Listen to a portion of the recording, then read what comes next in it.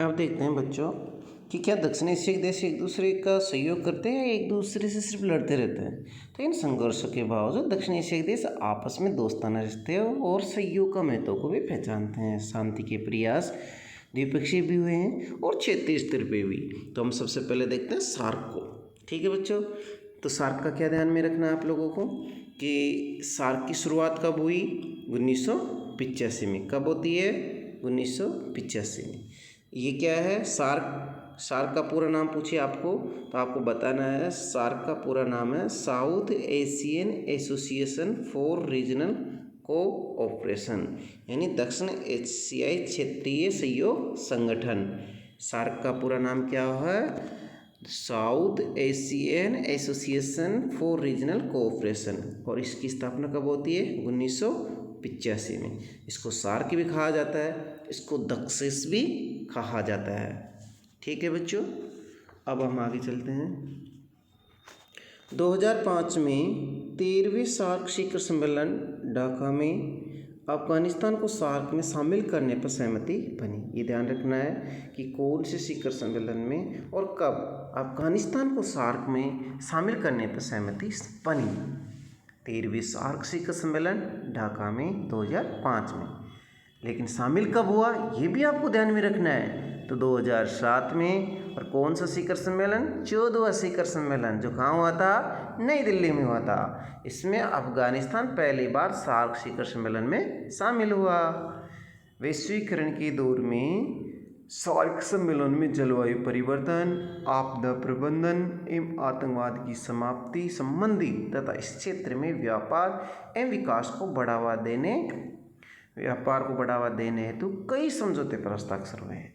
SAARC का 18वां शिखर सम्मेलन 26-27 नवंबर 2014 को नेपाल की राजधानी काठमांडू में संपन्न हुआ, जिसका विषय था शांति एवं समृद्धि के लिए प्रतिबद्ध एकजुटता।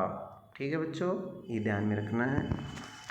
सार्क का 19वां सम्मेलन 2016 में इस्लामाबाद पाकिस्तान में हुआ, परंतु उरी में आतंकवादी हमले के कारण भारत ने इस सम्मेलन का बहिष्कार किया।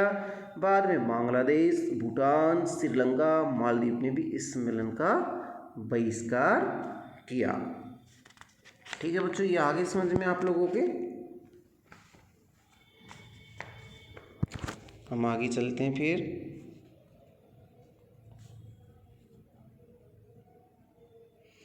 अब देखते हैं हम साप्टा। ये साप्टा क्या है? साप्टा है दक्षिण एशियाई मुक्त व्यापार सौदा। क्या है? दक्षिण एशियाई मुक्त व्यापार समझौता। जनवरी 2004 में आयोजित 12वें शिखर सम्मेलन में सार्क देशों ने ऐतिहासिक दक्षिण एशियाई मुक्त व्यापार क्षेत्र साप्टा समझौते पर हस्ताक्षर किए, जो 1 जनवरी 2006 से प्रभावी हुआ। इस समझौते के प्रमुख 2 मुख्य उद्देश्य हैं।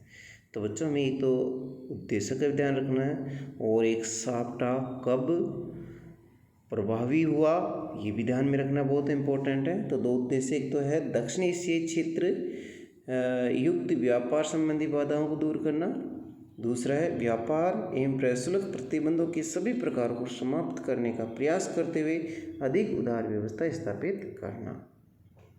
भारत के अपने पड़ोसी देशों के साथ, जिनमें पाकिस्तान, नेपाल, बांग्लादेश, श्रीलंका प्रमुख है, इनमें से यदि पाकिस्तान को छोड़ दिया जाए तो बाकी राष्ट्रों के साथ भारत के संबंध कमोवेश मधुर बने हुए हैं। ठीक है बच्चों,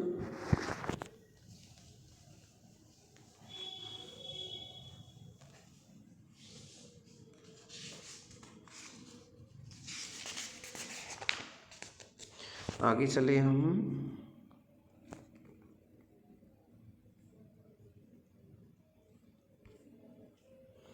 लास्ट है आपका इस अध्याय का सार्क की उपलब्धि। देखो बच्चों, पाठ बड़ा नहीं है, छोटा है, अच्छा है, अच्छे से आप याद रख सकते हो बार बार इनको पढ़कर। हम अब देखते हैं सार्क की उपलब्धि। पहली उपलब्धि है भारत व पाकिस्तान के बीच तनावपूर्ण संबंधों के बावजूद भी द्विपक्षीय स्तर पर समझ और सहयोग को बढ़ावा देने के लिए छोटे देशों के लिए अभी भी उपयोगी संगठन है। ठीक है, सार्क की क्या उपयोगिता है, क्या प्रासंगिकता है, क्या उपलब्धियाँ है, उनको हम जान रहे हैं। पहले हमने देख ली। दूसरा है साप्टा और शाप्टा को बनाकर व्यापार की दिशा में महत्वपूर्ण कदम उठाया। अभी हमने पढ़ा था साप्टा के बारे में। तीसरा है पर्यावरण, आर्थिक विकास व ऊर्जा आदि क्षेत्रों में सहयोग की बात है।